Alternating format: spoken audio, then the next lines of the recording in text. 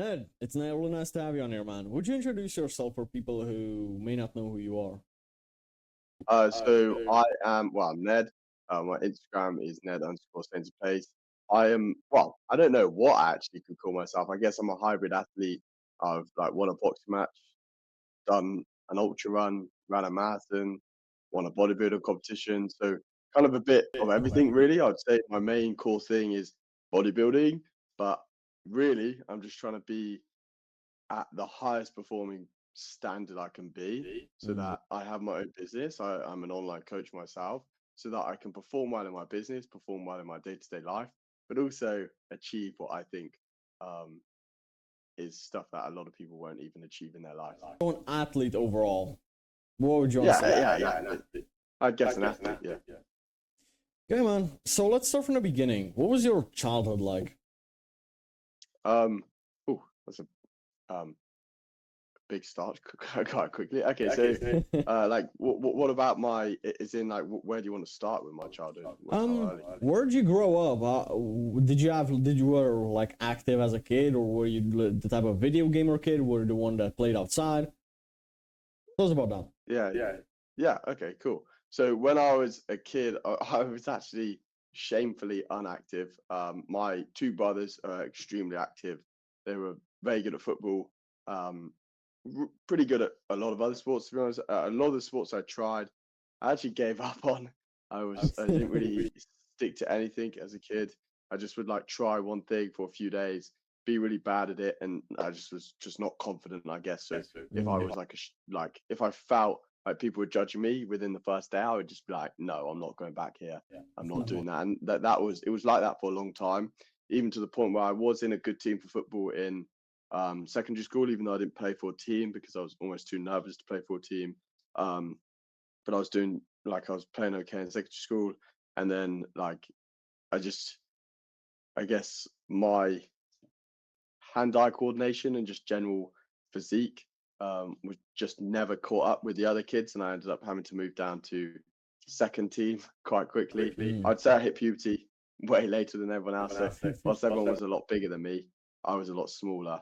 Um, and yeah, I guess that's about it. So you grew up in the UK? Yeah, I grew up in the UK, in near Warwick, so like in the Cotswolds, like Warwickshire. I Mm. don't know if you know. It's like near Birmingham. Oh, interesting. So, who would you look up to? Like, who is your like your idol when you were a kid? Like, when did you start building an interest into like bodybuilding or fitness in general? Because if you were that interested in that as a kid, or what did you want to be when you were a kid? What I want to be, it was more of what I didn't want to be, to be honest. I didn't want to be who I was at the time. I didn't want to be. I didn't want to be skinny. I didn't want to like not like my body, I guess. I didn't want to be lazy. I basically I just wanted to stop actually leaving everything to other people. I want to start bringing it into my own hands. That was the main thing. I remember thinking like, oh, like this is really really shit at this point. I'm allowed to swear. Yeah, absolutely, man. I was just like, well, basically, fuck, this is really bad. And I was like, I need to make a change, otherwise, I'm not going to be happy with my life in 1 year, and I can't imagine what I'm going to be doing in 10 years. So it was more about the gym was more for me about bringing my life into my own circumstances, and the fact that I was super super skinny and not as confident. It was like, how can I get out of that situation and actually be like the other kids? I actually didn't even want to go that far with it. I just wanted to not be less than, if that makes sense. Yeah. So, when did you first start going to the gym or into fitness? Maybe you were doing calisthenics or anything else, or when did you start getting into fitness in general? So it was actually just like in between lunch at school. So I'd go for 30 minutes in between lunch. And I was actually the only one who did it at the beginning. So everyone else would go play. Was it like middle school, high school, like wage? So I was about year 9, year 10. Mm. Year 9, year 10 is when I first started going, but like I only did that for a few months, and then I ended up switching schools. Just because I was doing really bad at the school I was at, like really bad grades, just really not enjoying it. Just nothing was really going to plan. And so then I switched schools, and the other school I went to didn't have a gym, but I was super eager about the gym, super eager to gain size. And as soon as I got back to my other school, I went back to once I actually just about passed all my GCSEs. I went back to my old school. I then started hitting the gym every lunch, and no one was really doing it at the time. Everyone was playing football and stuff like that, and everyone thought it was actually really weird. But then after about 3 to 6 months, loads of people started joining. First, one of my good mates joined because he saw that I was making progress. Then one of his good mates joined, and then it just all spiraled on. So what were you eating back then? Like, what did you start eating when you started going to the gym? You know, because a lot of people like don't know anything about nutrition. And I'm like, how did you start figuring out your nutrition over time? And what did you start eating? Okay, so when I first started going to the gym, I didn't actually know nutrition was important, to be honest.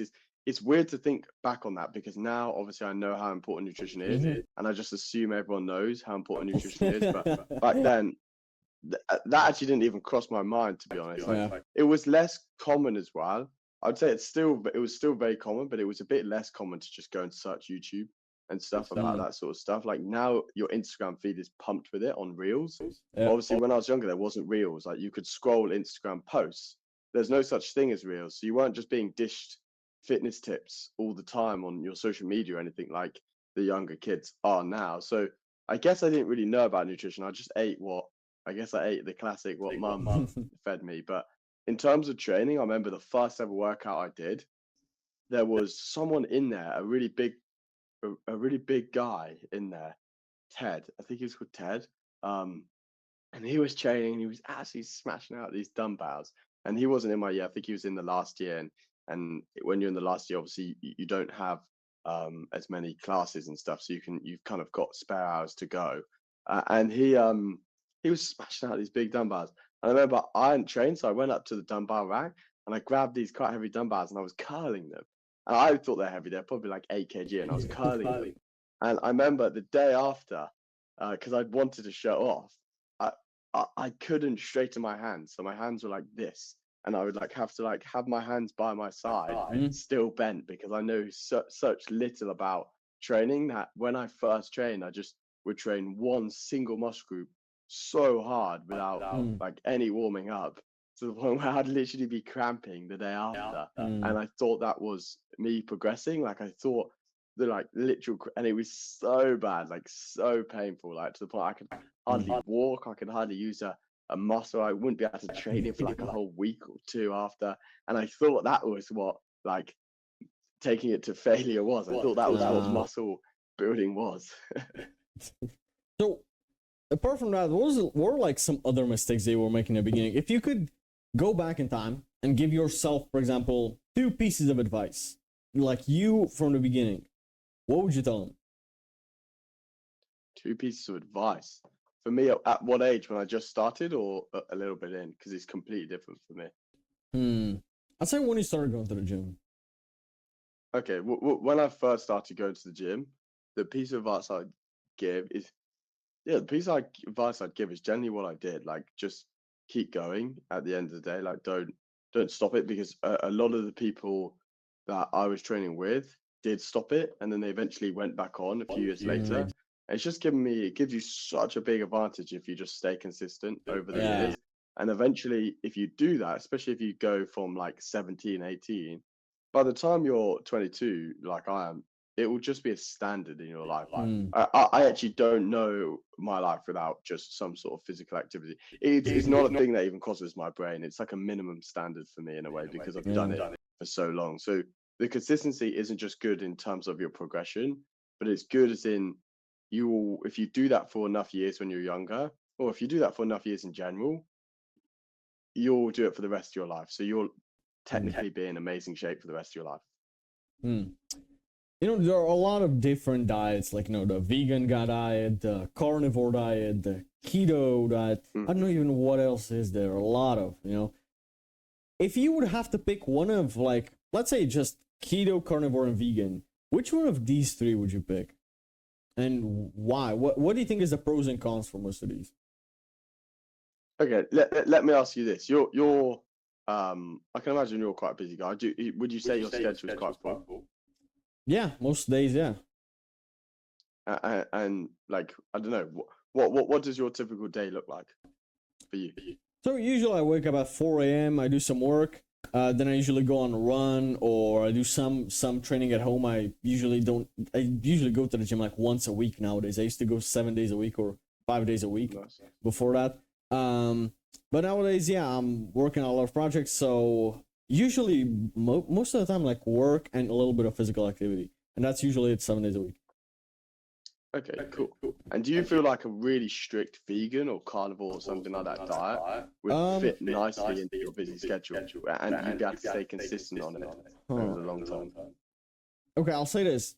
I try to keep my carbs as low as possible, and I'm like on that whole food diet. So like anything that I see that has some ingredients that I can't pronounce, I don't touch. So it's like even some types of cheese, yogurts, I don't eat all of this. I only eat like eggs, beef meat, and some cheese, some goat cheese, and that's about it really. I don't eat fruits and vegetables. I don't eat that either. Yeah, and I try to be below 30 grams of carbs per day, so it's like that's the way I eat, for also to avoid brain fog from the sugar spikes from the real like bad carbs, like I'm trying to give an example. I don't know, like cereal with milk, for example, stuff like that. I try to stay away from that stuff.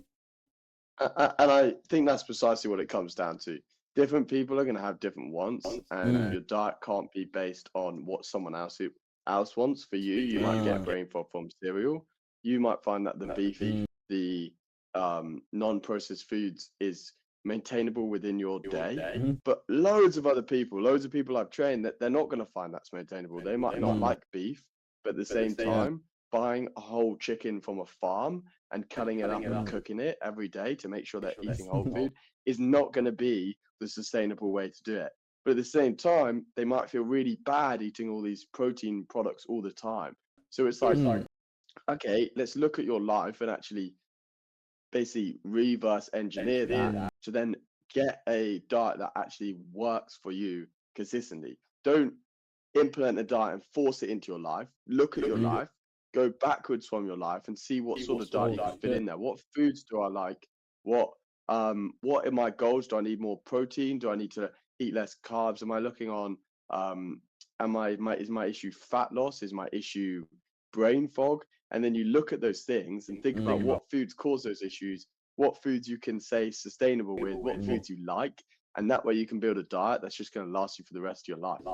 Holy shit, I never thought about it like that. Like like first look at your life and then try to like, yeah, holy shit, that's an interesting way to look at it, honestly. I never even thought about that, to be honest. But yeah, like like foods like eggs you can literally make within 5 to 10 minutes. Those are like easy foods. But also somebody maybe enjoys cooking a big meal, and there's nothing wrong with that. I just try to stay away from really processed foods like with like 30 ingredients that you can't even know pronounce, like lasagnas or stuff like this. But yeah, other than that, I do believe that everybody's bodies work slightly differently. So it's like, yeah, trying to force the diet upon somebody, I do get your point. I absolutely agree with that. And you have to look at it like this. Like, you're someone that here used to work out 7 days a week. If someone watching this has only done 2 workouts in their whole life and they're 20 kg overweight and they're eating junk food, they're not just going to suddenly stop and start eating perfectly clean food. And why should they? They haven't done it for their whole life. It's not the way they've been brought up. So they should find a way that works for them, looking at their life and looking at the foods they like, that they can lose weight. At the end of the day, if your goal is just to lose weight and it's not to reduce brain fog, it's not to feel more, let's say, more healthy, even though that's going to happen as you lose weight, but it's just to lose weight. You want to lose weight, you want to feel more confident, and you want to live longer. And that's going to happen no matter how you lose weight. It's going to help you live longer. Then one of the best ways to do that is just by reducing your calories, which can still be done eating donuts and milk every day, as long as you're hitting like high proteins and your calories are going down. So it massively depends. For me, I'm in great shape. Like I feel in great shape, and I'm not saying that in a way to be like, oh, I'm in great shape, like look at me. It's like I'm in great shape. So now my goals are completely different. I want to run marathons. I want to do boxing matches. I want to do these highly competitive things. So for me to Mhm. do that, I'm competing with high performing athletes and other people that are taking everything extremely seriously. So because of that, and only because I'm taking it so seriously, I need to have a diet that works for that. But if you're not trying to take it as seriously and you take a lot of pleasure in having a donut in the evening, then there's no reason it can't work for you. Mm. Yeah, I feel like also a lot of people, like, you know, the New Year's resolution, their whole lives for the past 20 years, they have been eating like shit and not exercising. And they think that they can change their diet and their life upside down within 1 week. It's like, it's unrealistic. They're probably going to give up within the first month, maybe even earlier than that. It's like, add something good and start slowly. As you add more and more good food, you're gonna have less how should I say it? You're gonna have less appetite for the bad stuff because you're getting used to the new stuff. But you don't have to change it overnight 100%, you know, because it's gonna be too much friction from the beginning, if that makes sense.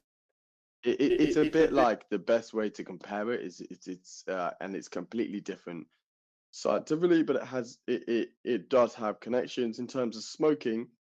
You become addicted to the um, chemicals like endorphins, for example, your body gives off when you have that nicotine in your body. When you're eating certain foods, you get the similar sort of endorphins, and just stopping that is going to cause a big issue. Like, for example, one of the biggest issues in the UK, America, and all these places where there's multiple high endorphin things, high dopamine things, not endorphin, more in, well, dopamine, I guess, is endorphin, but high dopamine activities is dopamine stacking. Dopamine stacking could actually cause major issues in the next 5 years because dopamine stacking is becoming 10 times more easy than it's ever been. And dopamine stacking is basically where you put two things that give you dopamine from negative.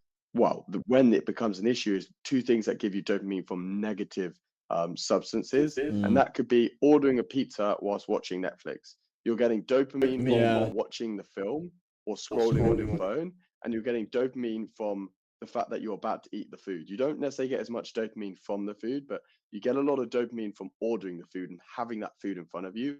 And before you're about to eat it is when your dopamine goes to the max. So if you're thinking about eating food and you've got the pizza, you've got the Domino's right in front of you, and you're scrolling on your phone or you're watching TV as you're about to take your first slice, your dopamine is stacked to the max. A way people see this really strongly, and this is how my dad saw it, he'd hate me if he saw this, but he used to have a coffee and a cigarette every morning. And that's a classic way of dopamine stacking. The coffee is giving you dopamine, the cigarette is also giving you dopamine, and you get used to having the two together, which puts you at dopamine levels that your body gets used to at a new high. And if your body gets used to those new highs for a long enough period of time, then as soon as you go back to a normal amount of dopamine, a normal like offset, like your body's giving you out normal amounts of dopamine that you'd get from real life, you feel it just doesn't feel as good. So you want those things back. So one thing it is important to do isn't just come straight off it. You don't stop coffee and the cigarette all at once because you're going to feel horrific because your dopamine is going to go so far down so quickly that you're just not going to be able to maintain that. Instead, you're better off getting rid of one thing. You go back to normal dopamine levels so you don't feel as good. You're not quite like with it as you were. And then after you start finding activities to bring your dopamines back up in positive ways, you can then get rid of the other thing to just make sure you're not going so low that you actually, well, if you get low enough, you can start to get things like you can start to feel depressed and all those sort of things. Yeah. It's like a lot of those, you know, like those 16-year-olds guys that go to the gym, they fucking blast pre-workout with full of sugar in it. They have music on a full blast, etc. One day they forget their AirPods and they don't even go to the gym. They go back home, you know, and it's like, or they run out of pre-workout. What's the point in working out if I don't have my pre-workout? You know, because they're so it's like the workout is more about the sugar spike for a pre-workout and the caffeine, instead of actually working out. And what worked for me is, or what was like the most difficult thing for me is go through a workout without a coffee before that. I never took pre-workouts, or I used to, but not very often. So without any caffeine and without my headphones, and then do a 45-minute stretch or like 30 minutes of stretching. And it was boring as hell. Everything was telling me to get out. Like, this is boring. I don't even want to be here. And I was like, hold on a second. It's about the gym. It's about the workout. It's not about the music and the sugar, like the pre-workout or coffee or whatever. It's like you have to remember the reason why you even like do the thing in the first place, and you have to realize if it's good for you or not, right? It's like necessarily it's not about a pre-workout. It's about working out. A lot Yeah, of people yeah. forget that. I think this is where, I mean, having that is a really positive thing where you can go to the gym, not on caffeine. I'm a big coffee lover, so I can't really say much about that, but not on caffeine, and actually just doing the workout and getting to it, even stretching and just having like not a super high dopamine experience. But the thing is as well, if you're someone, it all again comes back to it depends on the person. Everyone in the industry right now is saying, do this. If you eat this cookie, you're going to die tomorrow. If you don't work out, you're gonna live to 50 years old. If you aren't running every day, then by the time you're 80, your heart's gonna go out. And it's like I'm not too sure where they're even getting these crazy facts from, but I'm just seeing them all the time on my Instagram feed.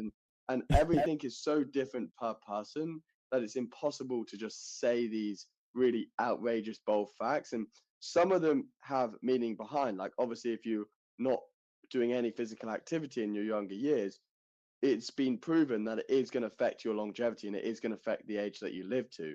But at the same time, like if you're a busy guy, like let's say working constantly, a lot of the people I train are super busy. They're working like 5 to 6 days a week, but long hours per week. They can't train 5 days a week. It might be beneficial for them to do 20K steps and train 4 to 5 days a week and eat a healthy diet, but they can't do that.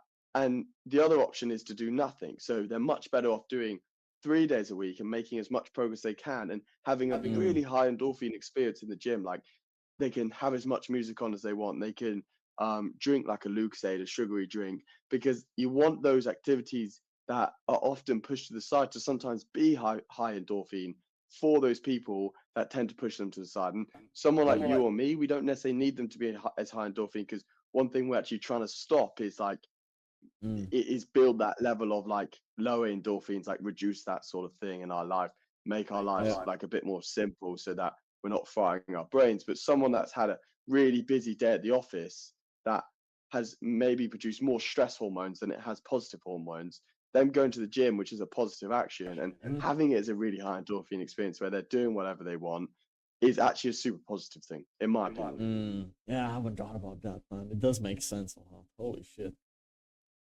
Holy shit, I never even thought about it that way. A lot of guys, they start going to the gym for like 2 months, 3 months, and they go on a shopping spree of supplements. They buy all of these different supplements, right? They buy this fucking flavored protein powder with fucking 30 grams of carbs per, or maybe even more per 100 grams, right? They buy this all these different supplements, right? I use a couple of supplements regularly, what works for me, but I feel like a lot of guys are just like they see a YouTuber mention a supplement once, and they go on the shop and they just go on a shopping spree and buy all of them, and they don't even eat like with some fats so that their body digests it, certain supplements better, etc., like vitamin D3, etc.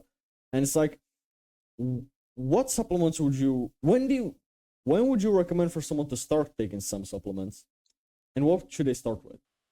Because I don't feel like everybody should needs to be like Sam Sulek having 30 pills per day from the beginning, at least. Yeah, I do agree with this, and I think the main thing comes down is if you go out and buy £100 worth of supplements, £50 worth of supplements, and it motivates you to stay in the gym even though you've just started yesterday, go for it. Perfect. Anything that's going to motivate you, smash that out. If you make a commitment to buy £50 worth of supplements or 100 or £200 worth of supplements, and that's a lot of money for you, you even spend an extra £100 on gym clothing, that is going to put you in a position where you've actually made a micro commitment to yourself to then go to the gym. Every time you open a cupboard, you're going to see those supplements. Every time you open your wardrobe, you're going to see your gym clothing. And that's going to just be a frequent reminder to go to the gym. So I am all for that. I'm all for straight away just getting in there and going for it. Don't overstress. In terms of do you need supplements or not? No, you don't. Of course you don't. You don't need supplements. You can find it all in your nutrition, and you're most likely your body's going to produce it if you have a healthy diet. You're going to have most of your vitamins and minerals anyway. But there are times when you might lack in those certain ones, and you might actually need them. It's unlikely that you're going to have a really bad time without them, but supplements for me aren't just about building muscle. So you've got your key supplements for building muscle, and it's just the classic. Creatine is going to be amazing for that. Whey protein isn't needed at all, but if you're struggling to hit enough protein, a scoop of flavored whey protein is not going to kill you. It's really not going to kill you. It's what it is. It's the leftover product.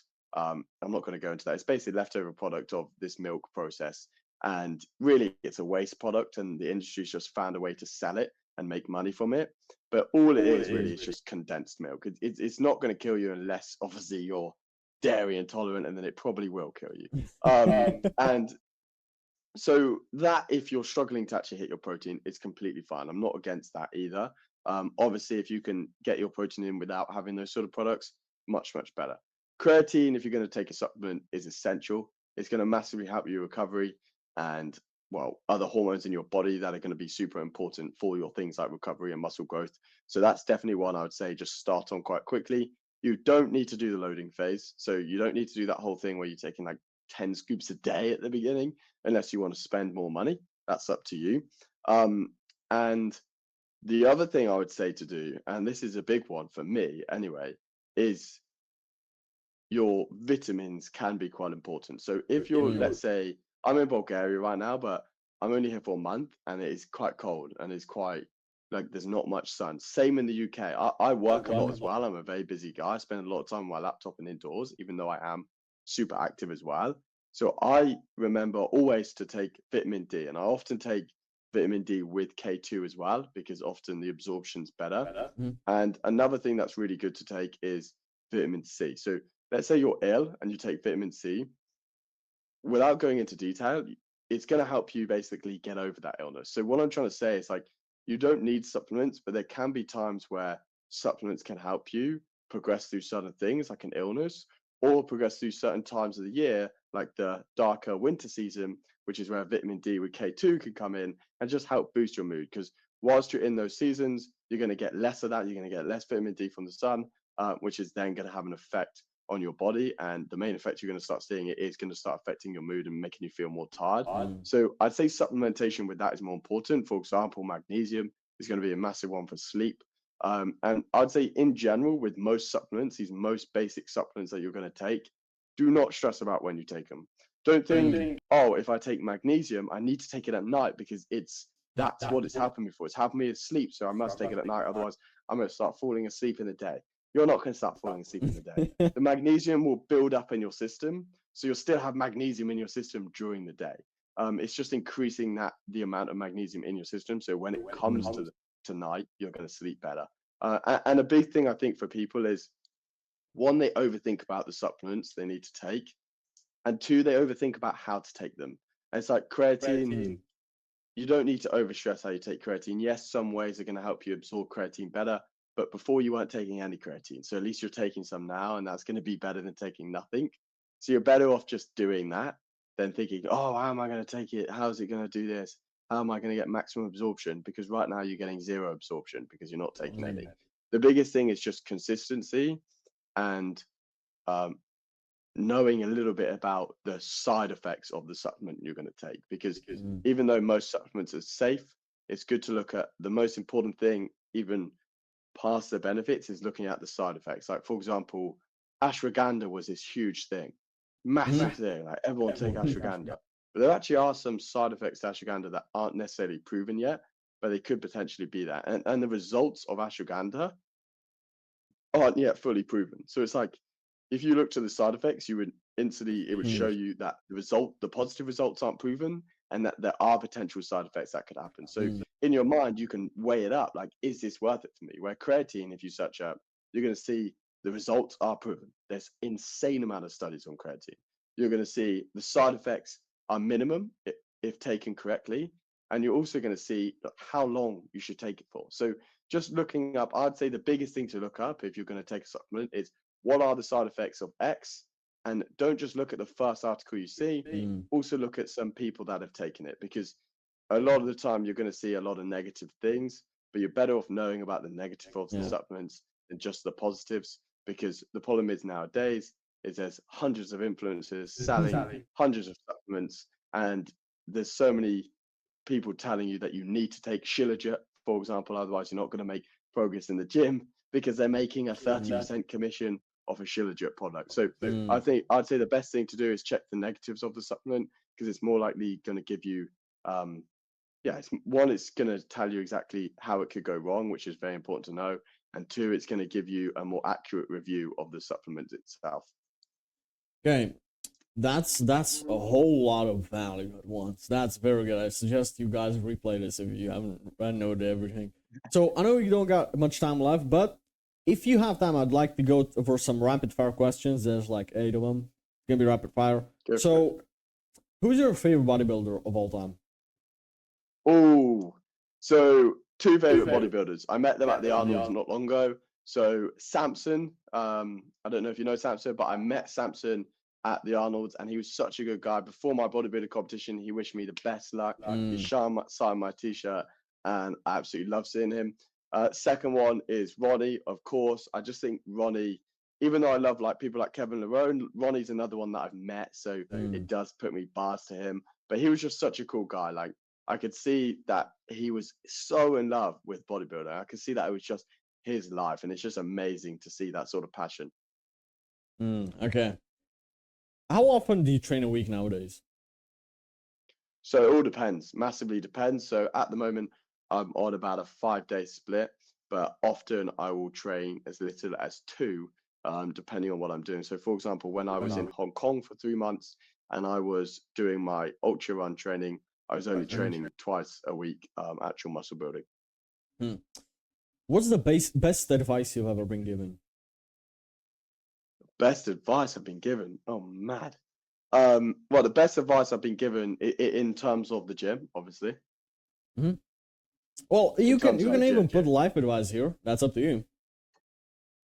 Okay, I'd say the best advice I've been given, the most recent advice that I've been given today on a YouTube video, I guess it's not advice, but I found it super useful, is that whatever your goal is, set that as your lowest standard. Set that as the lowest thing you could ever possibly achieve. So if your goal is to lose 10 kg, 10 kg is the bare minimum that you want. It's the bare minimum. If you lose 10 kg, you've just about made some progress. And that way, when you hit your goal, you're going to want to massively surpass it. And you're going to be in so much need for that goal you want to go to, that not achieving it is going to be almost impossible. So if 10 kg is the bare minimum and you still haven't lost it, you're going to be thinking, oh, man, I need to lose 10 kg. I need to lose 10 kg.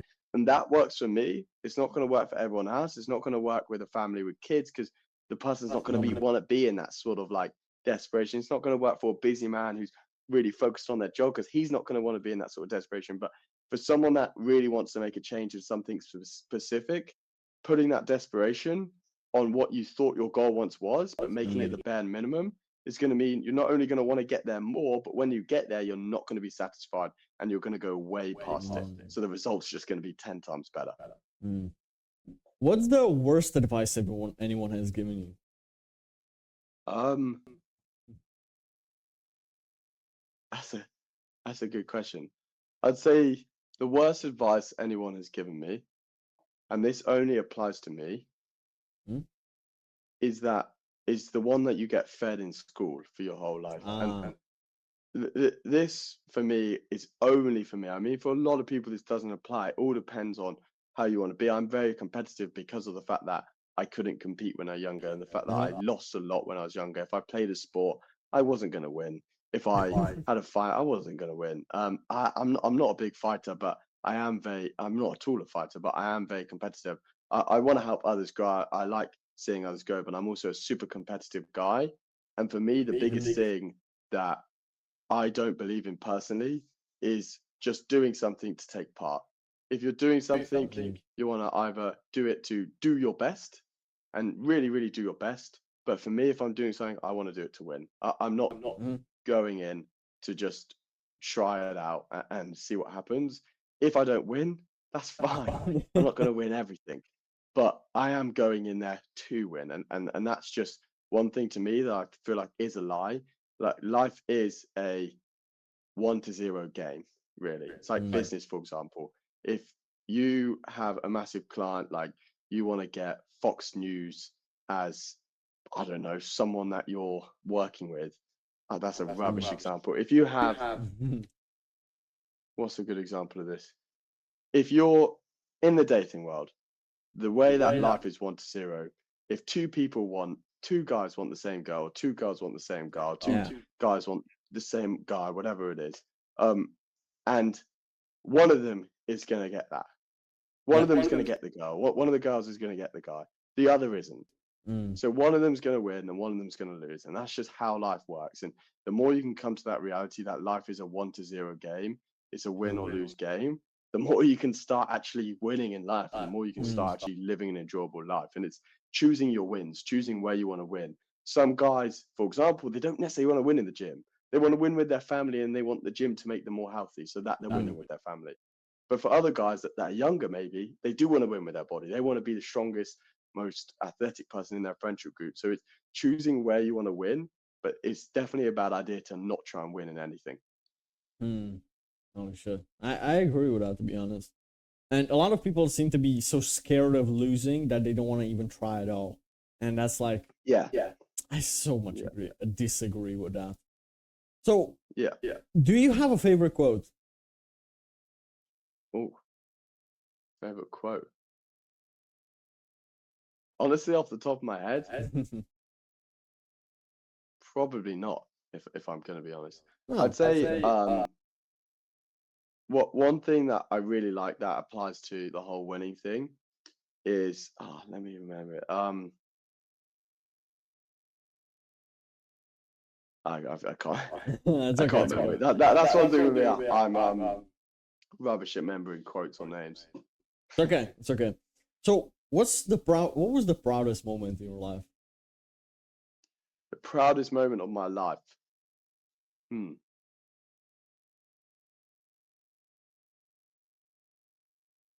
I think the biggest moment of my life was when I decided to make a change. And everyone talks about this classic, like when I decided to make a change. And it doesn't just happen instantly. Obviously, it wasn't like one day I was like, whoa, actually, we need to change.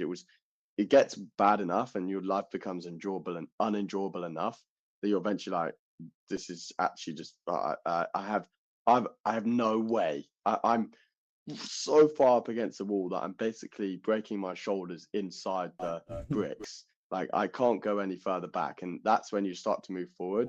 And I feel like that time when I started moving forward, it's been a massive up and downhill journey, but that is that's the most key moment of my life. In terms of proudest moment of my life, I have so much more to do.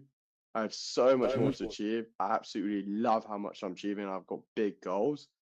I don't have a proudest moment because I'm proud and yet not satisfied of Yeah. everything I do. So, describe yourself in 2 words. In 2 words, describe myself. Um, I'd say very determined. Hmm. What's the purpose of life, in your opinion? What's the purpose of life, in my opinion?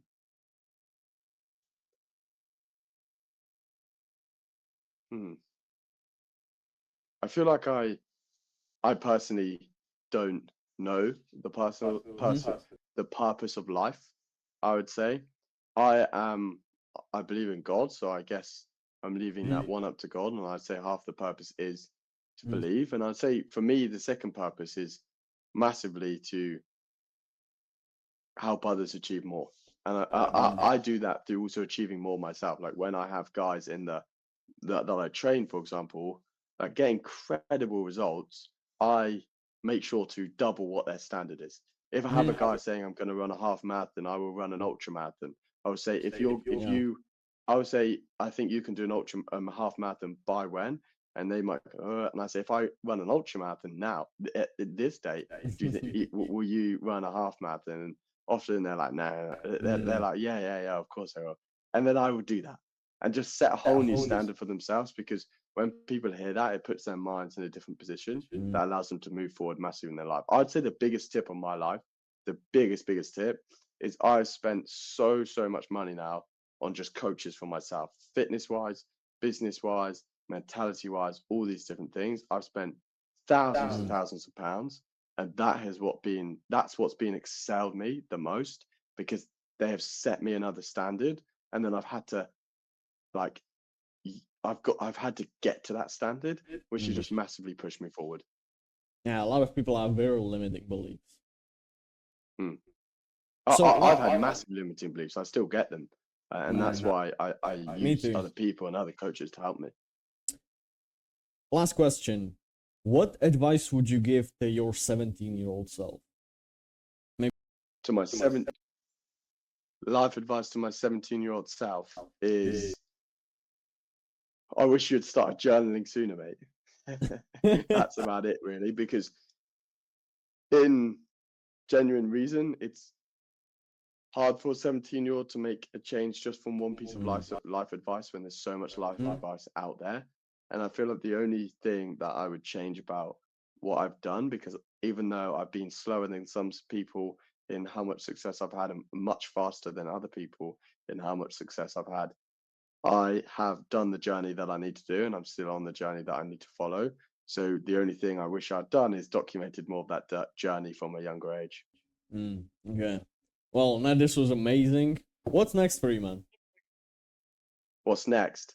My goal this year is purely to help more people, grow my community, and I really want a really strong community of like-minded men that I'm training that all push forward. And this year, I've achieved a lot for myself last year with the boxing match, the Spartan race, the marathon, the ultra marathon, the bodybuilding competition, all these things. And now I feel like the gap for me is really like, how can I put this into other people and really scale other people's lives, which is going to fulfill me massively. So, where can people find you? So people can search Ned_Sainsbury Place on Instagram. I'm sure you'll put the link somewhere around here, or tag me somewhere, or they can go on my YouTube. Just search Ned Sainsbury Place. But the main thing is that people, for me anyway, is that people find the knowledge that they need. So if you're like a 16-year-old watching this, then you're probably better off following someone like Hamza, because he's gonna like kind of put you more in a mindset. Well, that's not necessarily true, actually. It all depends on who you are. And for me, it's like, I actually don't really care about followers and stuff like that. I have like 16,000 followers, but it's not really about that. It's like, if I can provide knowledge to the people that need it and the people that want it, that like how I help people that are busy. They live busy lives. They want to achieve a lot, and they want to feel the best and look the best they possibly can, with minimum time in the gym and minimum time spent on nutrition, while still not having that brain fog and still moving forward as much as possible. If you're one of those people, go and follow me. Send me a message. I'm always here to help. I'm happy to help. I'll send you some free resources. I'll send you some YouTube videos. And yeah, that's it. Okay, well, Ned, thank you a lot for taking the time out of your day for this. Guys, thanks a lot for watching until the end, and I'll catch y'all on the next one.